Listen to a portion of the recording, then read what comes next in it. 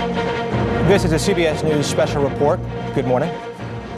Russ Mitchell along with Thalia Schertz at Studio 59 here in New York City, and it has happened. At about 5 o'clock this morning, INS agents went into the home of Lázaro González and removed 6-year-old Elián González from the home. You're looking at the video right now. Again, this happened just after 5 o'clock this morning.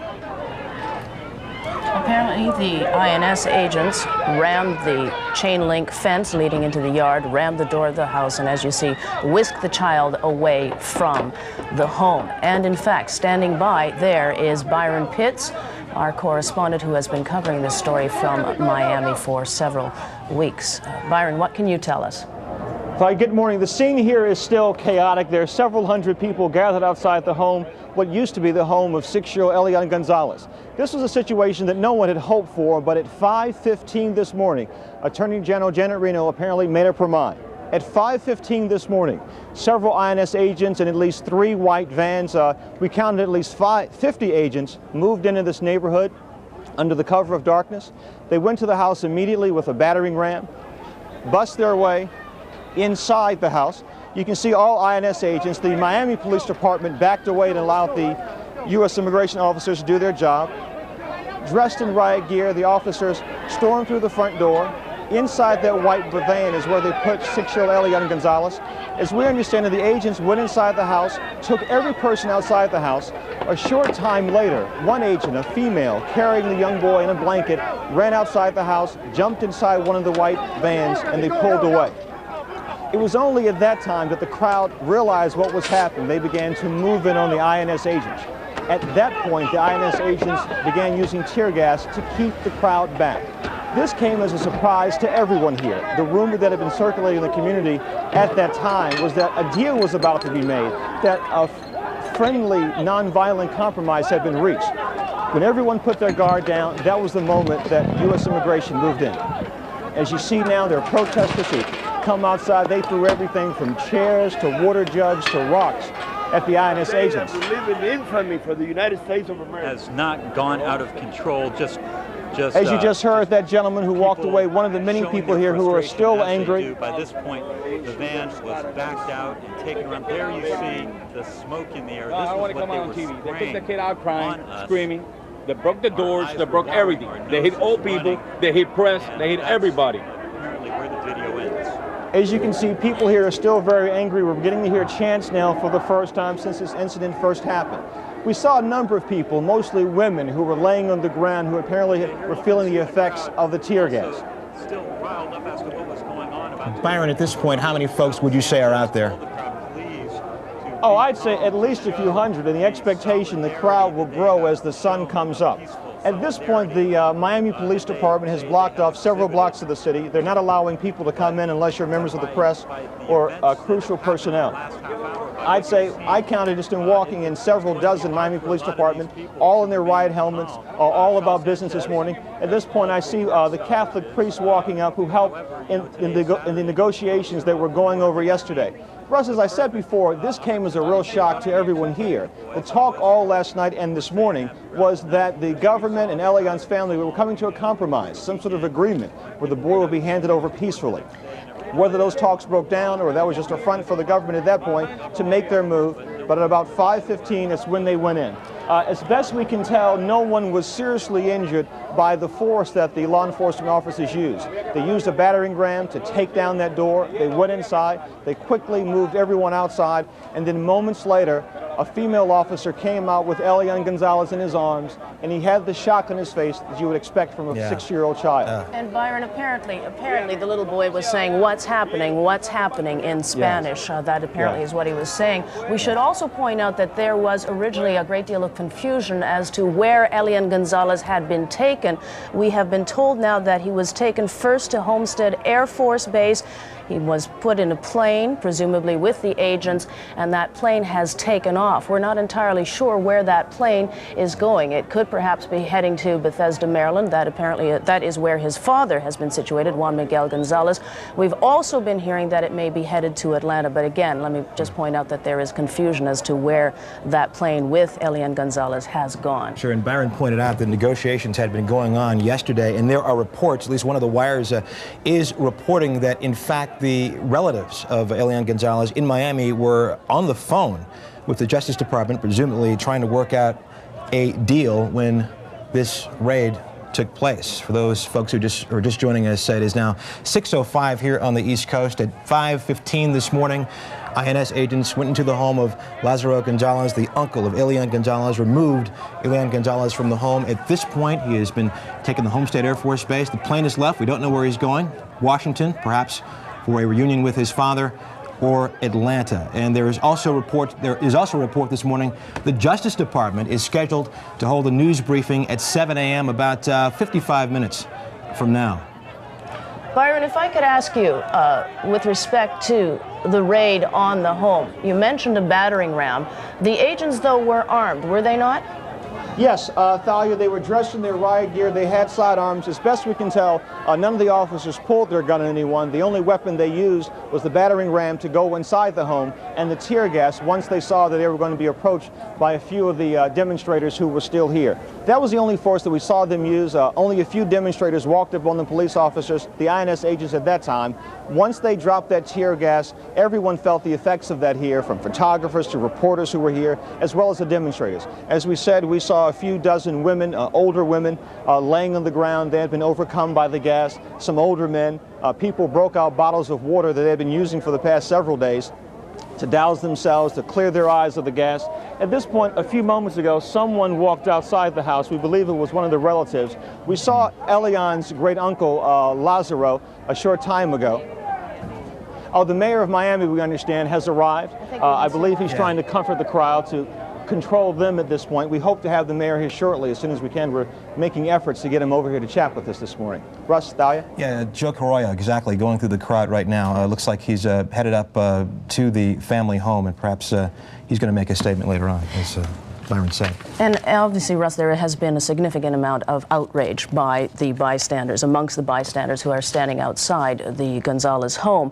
This also, we should point out, is Holy Week. It's going to be Easter this weekend, and young Elián González, to many Cuban Americans, has been considered almost a messiah. He's been called a messiah. He's been called an angel. He has been and is a symbol to the Cuban exiles in Miami. So this is very significant that the raid happened at this time. I think a lot of people are going to be surprised, are surprised by this, that it happened during this weekend. If we can show that videotape one more time, and I tell you, as a dad, every time I watch this, no matter what side you are of this controversy, this has got to just tear your heart apart. Again, this is at 5:15 this morning.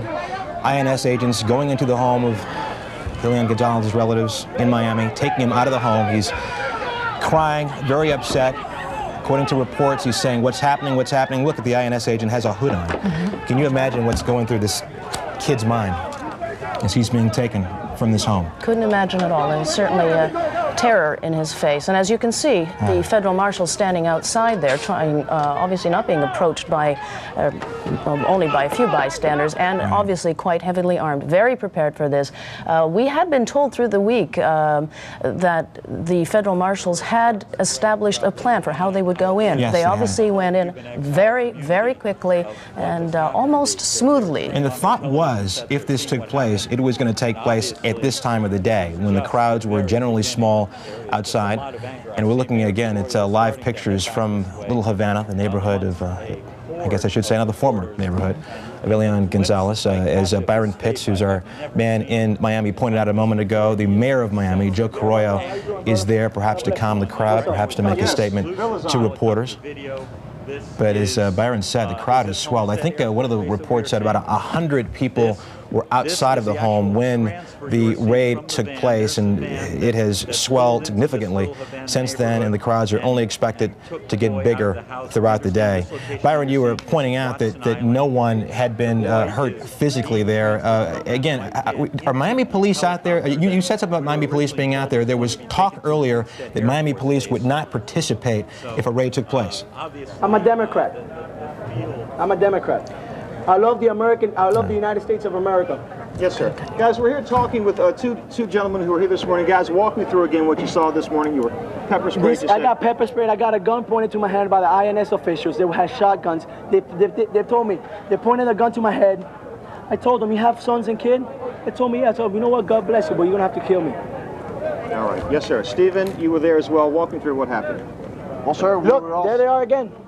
We were all sitting there looking at the house like we always do, and all of a sudden we got swamped by INS officials. They came in, they knocked down the door, they beat people, they sprayed the gasoline, and you couldn't see nothing, so it was irritating.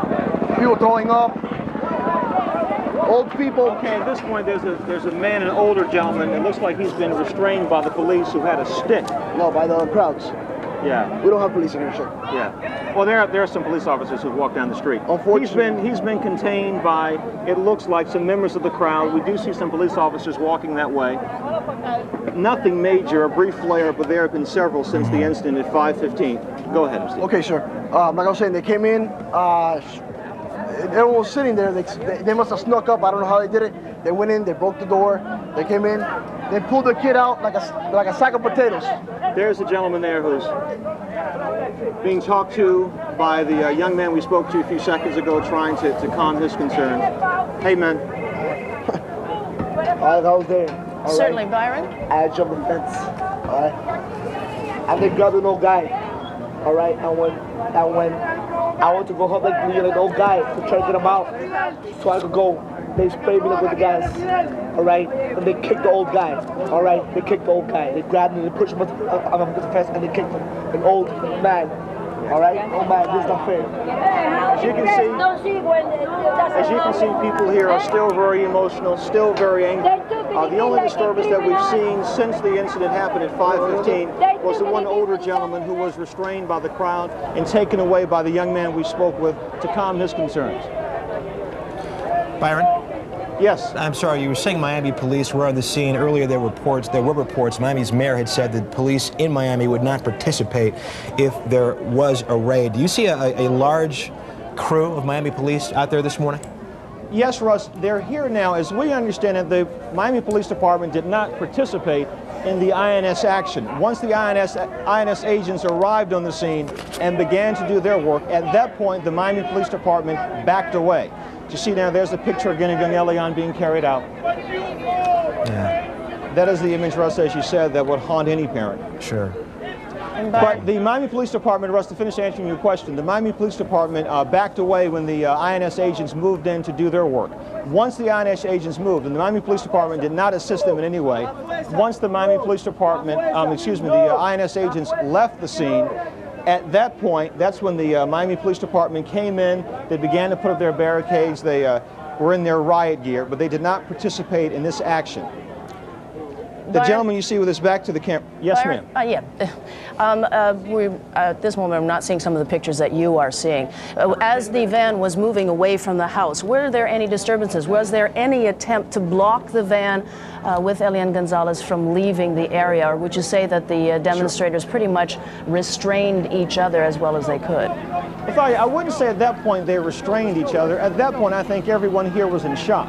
This whole action by the U.S. immigration officials took less than 5 minutes. I think at that point people were still startled. Remember, it was 5 o'clock in the morning, 5:15 in the morning. Most people were relaxed, half asleep, some were asleep, so they were caught off guard. I think it wasn't until Elián González was taken out of the house, the van was moved back down the street, that people realized that what they'd hoped wouldn't happen was happening. Yes. At that point, that's when the demonstrators began to approach the police officers, the INS agents. The agents who remained, that's when they began to drop tear gas. Despite what those gentlemen said about being the officers pulling guns on them, that's something that we did not see. Is that the mayor behind you, Byron? It looks like... Right now we have the fisherman who... Hello, sir. Oh. Yes, sir. This is the fisherman who found...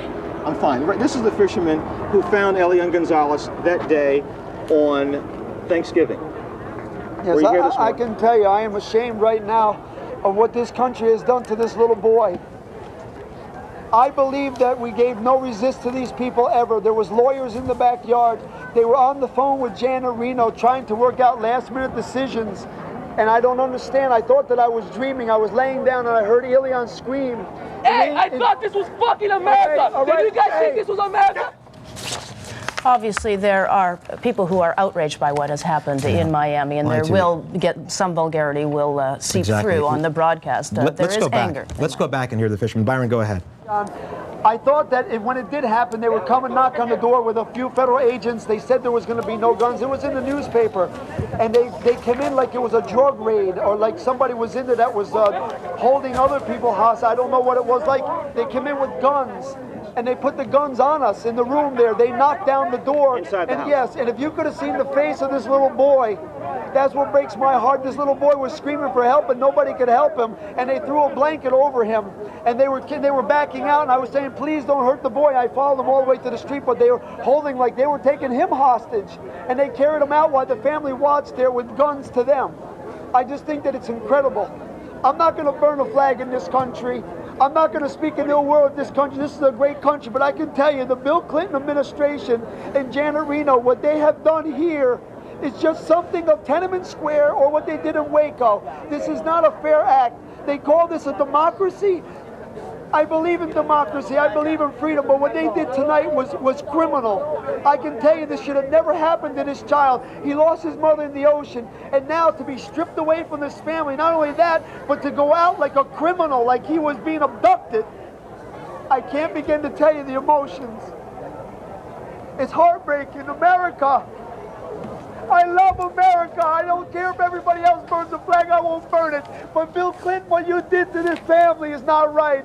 They went through the judicial system. They went to the appellate courts. They said they had an argument. Thank you, sir. Thank you very much. That's as you can see, there's still an incredible amount of emotion here. Right. That gentleman, he's the fisherman who rescued young Elián from the ocean on Thanksgiving Day. He's become very attached to this family. He met with Elián's father, Juan Miguel González, about a week or so ago in Washington. He's been very close to this family, a member of the family, and I think he expressed their emotions as well as the emotions of this community in Little Havana this morning. Yeah, 6:17 here on the East Coast, and we just want to point out one more time, you're watching CBS News live coverage of what has happened this morning in Miami. About an hour ago, INS agents went into the home of the relatives of Elián González in Miami, took him out of the home. He is now on his way, apparently, we're hearing now, to the Washington area for a reunion with his father. There were reports that the family, the Miami family, was on the phone with people at the Justice Department trying to work out a deal when this took place. Now we are hearing reports from the Justice Department that that was not true. Justice Department officials calling that a ruse to camouflage the planned seizure of the child. They are denying that, in fact, the talks were a ruse. They were indeed negotiating. The Justice Department officials do say that the negotiations were conducted in good faith. And as we all know, Janet Reno has been very much personally involved in this, and she apparently, we understand from the news wires, has been negotiating pretty much through the night and dealing with this issue as much as she could, trying to make this situation which the family members could come up with a deal, and at least to have Juan Miguel González, Elián González's father, meet with them to try and take care of this peacefully. In fact, Juan Miguel González late last night with his lawyers had apparently had a meeting with Janet Reno at one point this morning. We saw a picture of his car going back to the Bethesda, Maryland home at which he has been staying. And Russ, you pointed out that Elián González may be headed back to the Washington area. Where he went originally after being taken from the house apparently was to Homestead Air Force Base, as opposed to Okalaka Airport in Florida, which had been part of the plan, or an original plan, or a presumed plan. No one was really sure what would happen, but we had been told through this week that federal agents had been preparing a plan, knew what they were going to do. They've been working on this very, very carefully, needless to say, and it was relatively smooth. I think, as you say, a week ago, I think the deal that was set was the families would reunite at Okalaka Airport. Of course, that did not happen. And again, you look at these pictures, I mean, it just tears you apart. Really I mean, however you feel about this is a 6-year-old child, and the events of the day will surely change. And if he's on his way to Washington, you presume there's going to be a reunion at some point today. As we pointed out, Janet Reno at the Justice Department has scheduled a briefing at 7 o'clock, where we perhaps will hear more about this. Just a couple of moments ago, of course we'll hear more about this. A couple of moments ago, Byron Pitts interviewed the fisherman down there, one of the fishermen who rescued Elián González from that inner tube off the coast of Florida back on Thanksgiving Day, November 25th. And as Byron said, I think this person probably echoes the concerns of a lot of people. A lot of people are going to be very angry about this. A lot of people are going to be angry that it took place when it did, the day before Easter. It surprised a lot of people, too. It certainly has surprised a lot of people. And we should, again, point out that Elián González has been a potent symbol to the Cuban exile community in Miami. He is a symbol of what they essentially lost when they had to leave Cuba, and a symbol of the anger that they have toward Fidel Castro.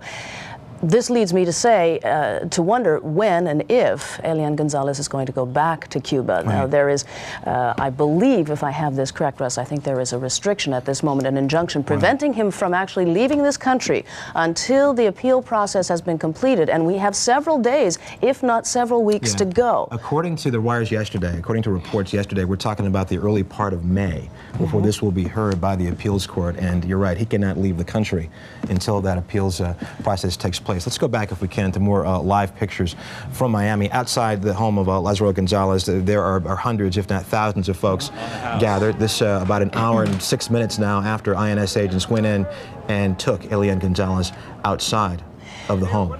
This is the mayor of Miami, Joe Carollo. Understand this is very, very hurtful to everybody here. What has happened tonight is the most shameful act that I have seen our country commit. There was no reason whatsoever for our government to send armed military personnel here the way that they did. You've seen this family. These people are plain, humble, hard-working Americans. What they did here was a crime. And I know that tomorrow morning what they're going to tell America, that they did it because they wanted to reunite Juan Miguel with his son. Well, you know what? These are atheists. Tell the country, too, that these are atheists. They don't believe in God. They don't believe in God. I received no information at all that this is going to happen. I just felt that I could not trust our government any longer. It could have happened any moment. I heard that you guys were actually in the middle of negotiations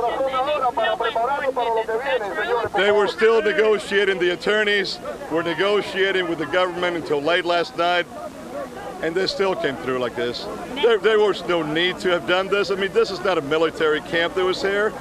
These were men, women, and children, simple, hard-working Americans.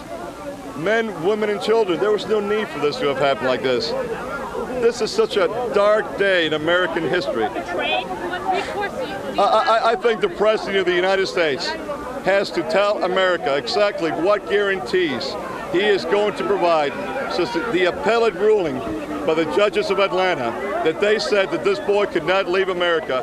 What guarantees is our president going to give that they're not going to take this little boy out of America? And then, if we win in the appellate court, like we will in May, is he going to do the same thing to those thugs from the Cuban interest section to take the boy back when they won't give him? Obviously, you're not letting it drop here. Huh? You're not letting it drop here, I assume?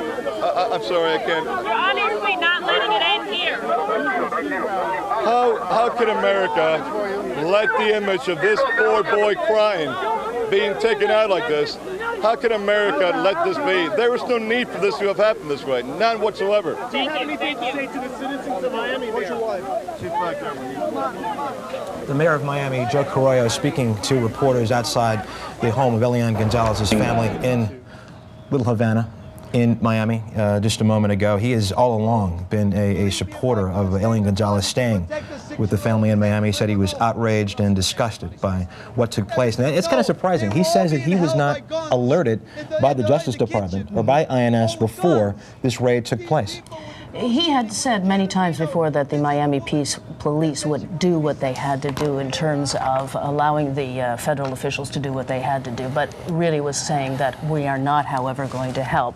That the Miami police, the mayor himself, certainly opposed what the federal agents were obviously going to do. They had said they were going to go in at some point and take the child. That is what they did. There are reports now that little Elián, for safekeeping, was kept in a closet inside the home. I can't say that that's true. We obviously have not been inside the home, but apparently a photographer was in there as well. Once again, the agents did used a battering ram to break down the fence in front of the home, a battering ram to break through the door. And as Byron Pitts told us, this whole operation took only 5 minutes. What's surprising to me at this point, although perhaps not that surprising because it is an emotional moment, we have not seen Lázaro González, Elián González's uncle. Earlier in the evening, or late last night, there were some photographs or some video pictures of him taking a stroll outside the home. We have not seen Mary Alicia's, Elián González's cousin. Mayor, we have new video coming down. Hal, want to punch that up? What are we looking at here? Okay, we'll wait and hear that. So Mary Alicia's González, Lázaro González's daughter, has been like a surrogate mother to Elián González. She presumably was in the home as well, though we do not know that. I do know Lázaro González was at least around the home last night. It's got to be a very, very difficult situation for them. Difficult for them to go through seeing this, and difficult, I would imagine, for Juan Miguel González, if he's been watching his pictures, to see his son taken. And now we are hearing officially that apparently young Elián is on his way to a reunion with his father on a plane right now, left Homestead Air Force Base. I guess about 5:30 this morning. You're looking at live pictures from Little Havana in Miami right now. The crowd has swelled significantly there. There were reports earlier this morning that when young Elián was taken out of the house, that his cousin, a woman who has really been his surrogate mother when he's been Mary Alicia's, was with him. She was not with him when he was taken out of the house. I've now been told that apparently the plane carrying Elián González is bound for Andrews Air Force Base, which is outside Washington, where Elián is to be met by his father, Juan Miguel González. I caution, though, that these are reports that we are getting at the moment. We are obviously trying to confirm them, and we have not seen Elián González since those pictures which came across at 5:15 this morning when his father was taken out of the home in Miami. His father, Juan Miguel González, of course, has been staying in the Washington suburb of Bethesda, Maryland. So presumably you have to wonder if these reports are true. If he's headed to Andrews Air Force Base right now, if Juan Miguel González is not headed there as well. I wonder if we could possibly bring Byron into this to bring us a little more perspective in terms of it looks like it's a gurney. What is going to happen. Well, going into the house there? It could be. Byron, can you see that? It looks like a gurney, looks like an ambulance crew that's going into the house. I'm not sure that you can see that. Well, they've been here for a while. We've seen that stretcher go back and forth. We don't know the situation in the house at this moment. As you know, Mary Alicia's, the woman who's been Elián's surrogate mother, his cousin in this case, has been to the hospital 8 times in the past 5 months for emotional stress. So we would suspect that there's a good chance that that person that they may be going to treat might be Mary Alicia's, but that's just speculation at this point. Sure. Right now we're waiting for the mayor of Miami who's talking. We had him live on the air a short time ago. The question, it seems to me, for him at this hour is he did not support what the INS had done, but the question now, what will he do to make sure this city doesn't explode? Byron, I understand right now we have video from inside the house this morning that was taken this morning. If we can go to that, let's talk about it. This is inside the home of Lázaro González in Little Havana in Miami. This was taken this morning. As Thalia pointed out a moment ago, there are reports that Elián González was held in a closet overnight by his family, presumably for safekeeping. And this is presumably after Elián was taken out of the house, and I say that only because of the condition of what we're looking at. Toys and pieces of furniture strewn about, and you can hear in the background some voices, a little bit of crying. We're not entirely sure what time these pictures were taken this morning, but that is inside the home of Lázaro González, presumably Elián's bedroom as well, which I somewhat seem to recognize, if I may say so. And again, as we've told you earlier today, there are reports that when Elián González was removed from the house, he was saying several times, he could be heard over and over saying, "Que pasa? Que pasa?" which means, what's happening? Back to live pictures outside the home of Elián González's relatives in Little Havana in Miami. Looks like Byron Pitts has the mayor of Miami, Joy Carroyo, with him. Byron? That I have seen in American history. This is not a military bunker. This is not a military armed camp. This is the plain home of a very patriotic family that you had men, women, and children here. Hard-working men, women, and children. They went in here like if this is some kind of military bunker with armed people. They gassed scores of women and children and others that were here peacefully. There was no need for this to have happened. No need whatsoever. This is a shameful act. And what guarantees has our president given America that he is going to assure that once the Cuban interest section and those thugs there have this boy, that they are not going to stick him in a private Learjet in a few days and take him back to Cuba. Mayor, sir, at this hour, what assurances can you make that this city will stay calm during this hour? I am asking people to use their heads and not their hearts that are so hurt. But you know what? What the president did was so shameful. So shameful. This should have never happened in America. This is not Cuba. This is America. Yes, sir. Mayor, how concerned are you that what we see on this block may spread to other parts of the city this morning? Well, I will do everything within my power to make sure that we keep peace in Miami. You were not notified by INS ahead of time I was not notified whatsoever. How about the police department? Were they notified to the Well, I will tell you this. I have asked the city manager to give me a clear answer of whether our police chief was notified or not. Mayor, thank you very much. Thank you very much. That was the mayor of Miami. As you heard him say, he was not notified that this INS would take this action. We understand coming up this morning that several police officers said they had no idea this was about to happen. Joining us now is Gus Garcia from the Democracia Movement. Gus, we're here this morning. What did you see? I was coming back from feeding cookies to the senior citizens that were on the other side with the box in front of the house. I see gas coming everywhere toward the press, toward the cops, toward me. I had a big box in my hand. The people that were here saw me walking with a big box. Then I run toward the light because I can't see the light of the porch. The lady lets me in. When I get inside, I call Congressman Menendez right away, and I told him what was happening because he's the only friend we got. And when I call him in Jersey, because I figured whoever's here doesn't know what's going on, then I come back out and shotguns pointed at me. Okay? That was what I saw by INS. Armed, we had no weapons. We were unarmed civilians and press. And we were gassed and attacked by federal forces. At least in Waco, they had guns. Here, all we had was dignity. We don't see the Community Relations Board. We don't see the federal Community Relations Board was lying to us all along. The lawyers were gassed. I saw Kendall Coffey gassed. We were attacked without provocation. Now, Mr. Clinton, you talked about the Vietnam era when people were gassed in the streets. Were you ever gassed? Next question. Mayor Slaces. One thing I want to say. I ask everybody, we were not the ones who committed violence. The violence was committed by the federal government. I ask everybody that's watching, in my name, Ramon Saul Sanchez, no violence, please. The federal forces committed the violence. The press has the tapes. Let the world see what happened here. Mayor Slaces, have you seen her this morning? Who? Mayor Slaces, have you seen her this morning? I have not seen her. I saw a tape later of the child being pulled out. That's all. Lazaro? How about Lazaro? I heard Lazaro was all right and Mayor Slaces was all right, but I have not seen her. I know you participated in organizing the demonstrators, keeping them peaceful. Yes. Can you contain the emotion here now?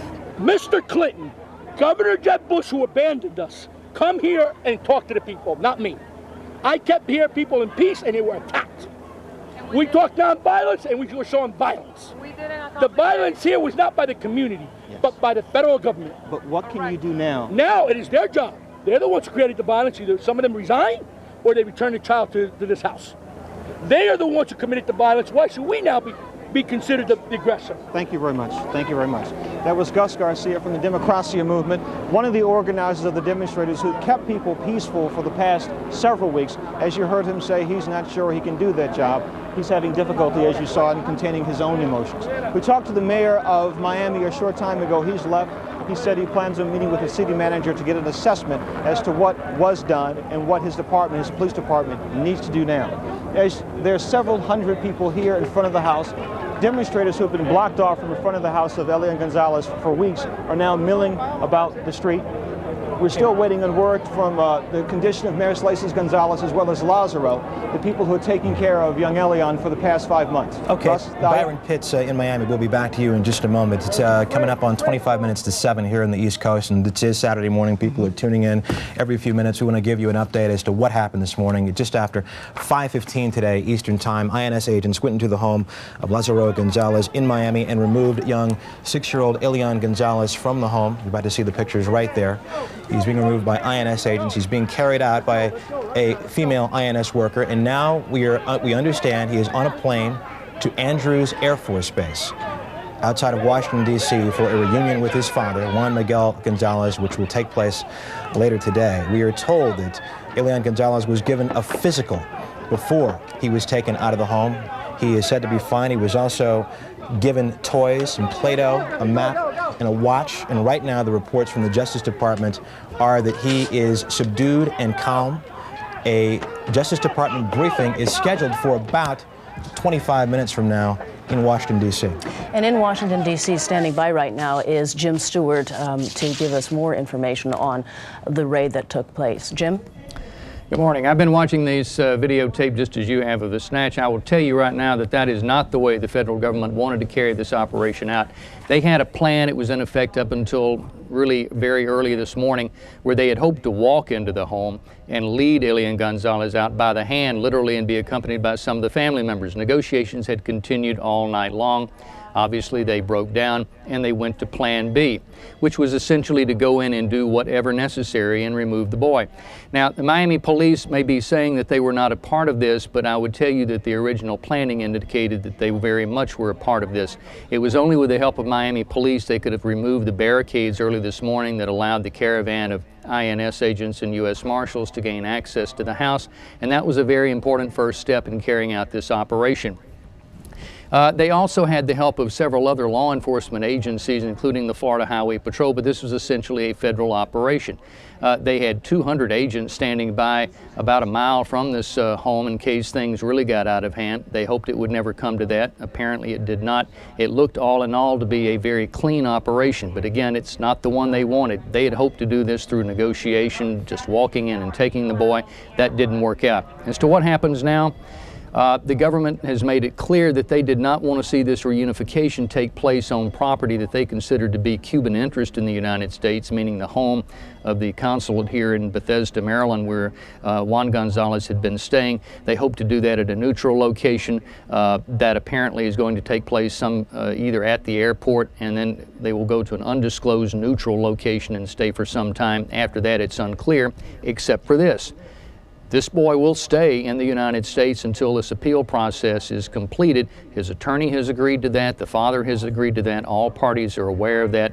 So this story is not over. It's just certainly changed location. The focus now, of course, is on what happens in that Miami neighborhood after this seizure took place. Russ? And Jim, it's Thalia also in Washington. You said we all have mentioned that there were negotiations through the night with Justice Department officials. There are allegations that those negotiations were a ruse in order to cover up the operation that did in fact take place at 5:15 this morning.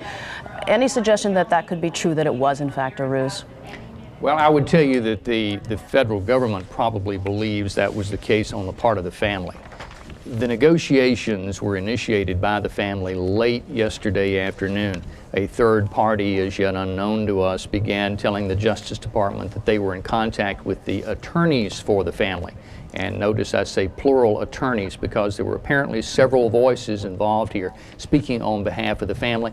And throughout the evening, as we stayed in contact with the Justice Department, I could feel the uncertainty in their voices to who exactly they were talking to on the other side.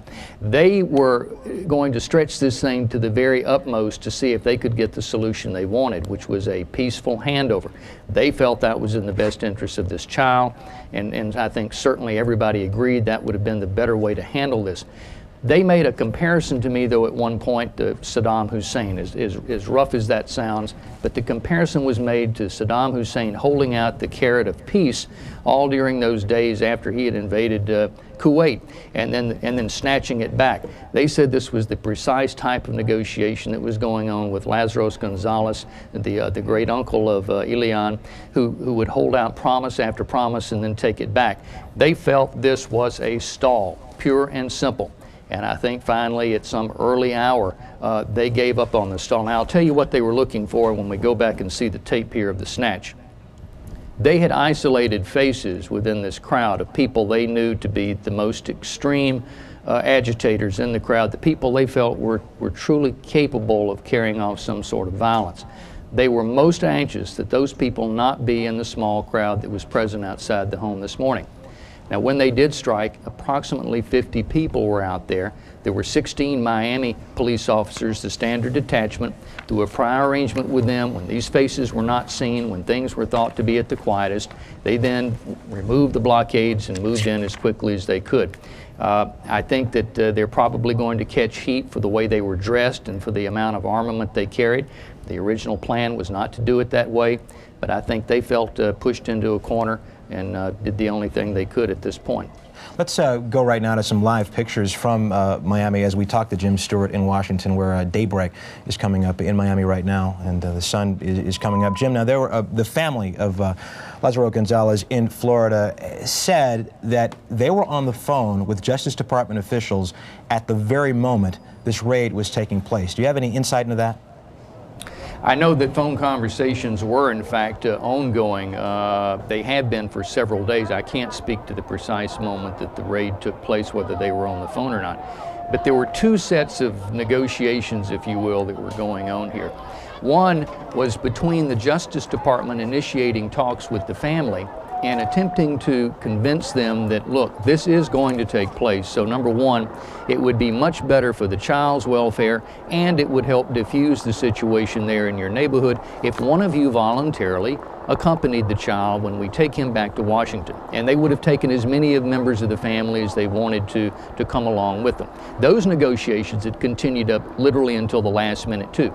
Late yesterday afternoon, early and into this morning, the family had begun the negotiations of, at one point saying, well, we will have a handover, but in a few days, as one official described it to me. Yet another attorney, though, presumably representing another portion of the family, entered into conversations again of some sort of shared custody with the child. And that was a non-starter for the federal government. These negotiations, as far as the Justice Department were concerned, were only going to be aimed at removing Elián into the custody of his father, pure and simple. And if any talks were ongoing this morning there in Miami, and if they were not leading in that direction, I will tell you right now, that is the thing that would trigger the Attorney General to give the go order, and that's what happened at approximately 5:15, Russ. Jim Stewart in Washington, thanks. I'm sorry, go ahead. We have with us here Tim Golden, who is a writer with the New York Times, and coming out Sunday in the New York Times Magazine is a very comprehensive article about the González family. Are you surprised at all that this happened in this way after your discussions with so many family members, including Juan Miguel González? Well, I think everybody's surprised that it went down quite so dramatically and abruptly, but it was clear that they had come to a standoff, that the family in Miami really saw it almost as a crusade to hold on to the kid, to keep him in the United States. And that effort went beyond, to some extent, it went beyond simply the court date that's been set in Atlanta of May 11th to, let's do whatever we can to keep him here. Primarily, why? Primarily because of their feelings for Elián González, or primarily because of what they consider a war with Fidel Castro? Well, I think there's a mix, and I think it's certainly true that people from the beginning on both sides of this have spoken genuinely of concern for the kid, and at the same time have had very clear political interests behind them. And I think for the Miami family, it was relatively early on in this episode that the boys started to fall from view, and they began to see themselves as locked in a conflict with Fidel. Tim, as someone who's been covering the story extensively, how deep are the scars now, the fact that this took place on the day before Easter? Well, I don't know that that's the source of the worst trauma. I think long before this happened, weeks before this happened, there were a lot of people in the family on both sides who said to me, what has happened to what was once a very close family will never be healed. Let's get some background on this, including, it's a very large family, the González family, and Juan Miguel González had been asked at some point, according to your article, would he like to move to the United States? He apparently had rejected that early on. What is your sense of whether he would, if he could, stay here with Elián, or do you expect that he in fact will go back to Cuba with the child? Well, the story that Juan Miguel told me of his meeting with Fidel Castro, his first meeting with Fidel Castro, which took place only days after after his son was rescued, was that the Cuban leader said to him, well, tell me what you want to do. If you want to leave, you can leave. if you want to stay, I need to know I can count on you. He is a man who has been very active in the Communist Party from the time he was in his early teens. He was a Communist Party member, a full member of the party at a very young age. He has been the most linked to the revolution of any of his cousins. And I think he at least said that he was very determined from the beginning that he would stay in Cuba and he would try to get his son back. And being here, and being here in America, was he under pressure? Did you have the impression that he was under pressure because he was surrounded, he was staying in a Cuban official's home, he was surrounded by other Cubans who had come with him? Any indication that there was pressure on him? I think there's a lot of indications that there's been enormous pressure on him from the beginning, from the moment that this whole episode began. Even before Elián was rescued, his mother had gotten in touch with her boss, who had gotten in touch with the local Communist Party chief in their town. He put Juan Miguel and the family in touch with the foreign ministry in Havana almost instantly. So it took no time at all, really, for them to be surrounded by government advisors. In a lot of ways, as the family in Miami was surrounded by Cuban-American politicians. I want to point out those pictures we just saw of Juan Miguel González were up from the last week. Those were not from this morning. We're talking to Tim Golden of the New York Times, who has covered this story extensively. Tim, how would you describe Elián's relationship with his relatives in Miami? Well, he didn't know the relatives that he was paroled to very well. He had met his uncle Lázaro's son William, and another uncle, Delfín González, for the first time in October, I believe it was, of 1998, when they came for their first visit to Cuba since having left the country years before. He was much closer, or somewhat closer, to another set of uncles and cousins in Miami who have been active almost from the beginning in trying to persuade the Miami family that was holding Elián, that had custody of him, to give him back to his father. There were two other adults picked up along with Elián González on that day off the coast of Florida. I guess it was Thanksgiving Day.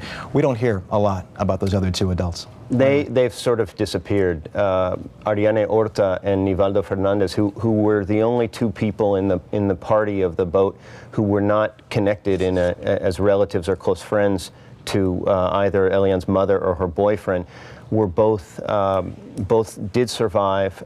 They've gone to work for a Ford dealership that's owned by the director of one of the directors of the Cuban American National Foundation, a powerful political group in Miami, and they have told a very simple story, and they've repeated it again and again. There have been many allegations made by the Miami relatives and others regarding the character of Juan Miguel González. Allegations of abuse, for example. What can you tell us about the relationship between Juan Miguel and his son Elián? Well, I think Juan Miguel didn't have an entirely easy marriage to Elián's mother. They married when they were both very young. They had enormous difficulties having a child. But I think the child, by all accounts that I heard in Cuba from people who knew them and from people in Miami who knew them, was that they both cherished this boy. I think it's very hard to believe anything to the contrary. The accounts of abuse have been extremely thin. They have come up very late in the game, and I've never heard any significant evidence to back them up. And what kind of life did they have there? Well, by Cuban standards, they were very privileged people. They live in a little town that, just by luck of geography, happens to be right next to the most important tourist resort in the country. Many people there work in the resort. They earn in dollars. They have had a great cushion in the midst of an enormous economic turmoil since the collapse of the Soviet Union.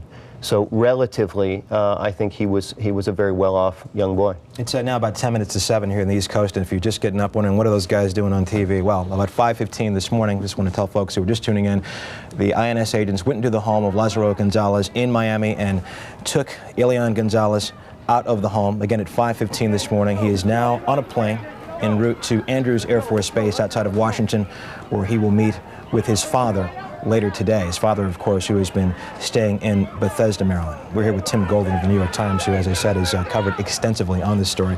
There he is right there in the, okay, you know, I just see that. And it's incredible. And indeed, we do actually have some more photographs, apparently, of Elián González when he was snatched. I had alluded earlier to an AP photographer being inside the home. We'd also alluded to the fact that we had been told that Elián González had been kept in a closet at night by his relatives in Miami for safekeeping, as it were. That first picture may have indicated that. This is Elián González, another photograph. I can't tell whether this is outside the home. He was in the arms of an INS official. We were told that he was screaming, "Que pasa," which means what is happening, what's happening, and of course that's in Spanish. There's another picture here. Looks like he's on his way. He's almost in the van right now, on his way to the home. Again, it's coming up on 10 minutes to 7 right now. CBS News correspondent Dan Rather has joined us here on the set. Good morning to you, Dan. Good morning, Dan. When you look at this, what goes through your head? Well, first of all, I'm a little surprised it happened this morning, but only a little surprised. When we got word from the Justice Department last night, Russ, that some, quote, negotiations were underway, frankly, I thought, and I think an awful lot of people who covered the story thought, well, this may go on for 12, 24 hours, and Monday looked like a more likely day for this, but we were all wrong. But when you look at the pictures, first thoughts are, should this have happened some time ago? Did this have to happen? Who indeed was thinking about the boy through all this? Because, as been stated so articulately just a few moments ago, this story reached a critical mass where politics took over some time ago. You can't pinpoint the exact time, but some time ago, each side, all sides, became sort of focused on the politics and the ideological ramifications of this, real or imagined, and the child sort of seemed to fade in the background to me. Speaking about the child, I want to get a sense of, we'd like to get a sense of what he may be feeling at this moment. We have Mike Riera, a counselor, one of our contributors, standing by in San Francisco. And if we could turn to Mike, are you there? I'm here, Thalia. Okay, your sense, having looked at the way the child was snatched, having looked, I think, at the photographs, I'm not sure you were able to see those. Yeah, I actually got to see it a little bit. Give us a sense of the extent of the trauma, what this means to the child. Well, I think the moment was incredibly traumatic, and obviously that's not the way they wanted to do it. They wanted to, I guess the first plan was to walk in and walk out with him holding his hand. Obviously that didn't work for them. I think it's going to take a while for him to recover from this. I think it's also important to remember that he's where he's supposed to be now. I mean, he does need to be with his father. I think it's going to take a while before we can judge the effects of this. It was very traumatic. I hope we don't see him for a few days, that he has time to recover from this. A 6-year-old is really incredible in the amount of resiliency they have and how quickly he can recover from what's happened here. At the same time, he's got a lot to deal with on his plate. I mean, we forget that ironically as it is, we forget things like that his mom died, and he hasn't had time to even consider that. He's been covered with so many other things going on, and the reality is of a 6-year-old dealing with death is that they cannot understand it for too long at a time. What ends up happening is they understand it for 5 minutes at a time, then the next day they say, you know, when's Daddy or Mommy, the one that died, coming back for dinner again? So it's going to take a long time for that process to happen with him, and his father, since he seems to love him, seems to have done a good job with him in the past, is probably one of the best people that can be there to help him resolve this, but it's going to take some time. Well, Mike, let me ask you this. This happened less than 2 hours ago, yet the Justice Department is saying that young Elián right now is subdued and calm. As someone who studies these types of things, do you believe that, or how likely is that? I think it's actually very likely, because he's in shock. That's what they're saying, is he's in a form of shock. He's just subdued, quiet, calm. He's not sure what he should be feeling at this point. And this is sort of a typical reaction. He will probably go through all sorts of other emotions later on, from angry that he was taken away to being happy to be with his dad. I mean, the beauty of a 6-year-old is they experience their emotions one at a time in a very clear order. So hearing that he's calm and acting this way is probably the most common sense way that a kid could respond, and actually it's reaffirming to hear that this is the way he's responded right now. Mike, thanks very much. I'm sure we'll be getting back to you very shortly. Sure. As everyone knows, in a story like this, when a story is breaking like this, information comes to us at various moments. We're going to turn back to Jim Stewart. Apparently, Jim, there seems to have been a breakdown in communication, and that's why this raid took place. If you could fill us in.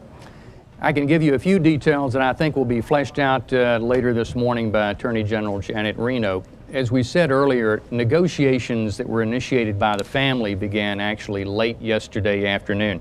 And again, to make clear, there were two sets of really ongoing talks here. One had been started by the Justice Department attempting to convince the family, if they could, to take part in this return in this to Elián to his father by actually accompanying them and giving comfort to the child and obviously diffusing the crowd. Those negotiations never really went anywhere. The other negotiations started by the family through intermediaries consisted of how can we stretch this out a ways.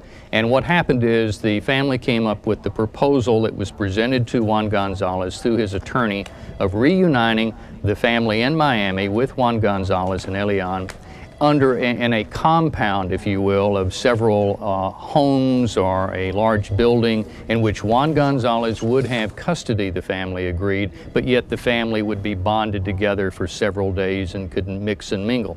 That seemed to be going somewhere, but at the last moment, we're told at approximately 4 a.m., the family added another caveat, and that was this had to be only in South Florida in the Miami area.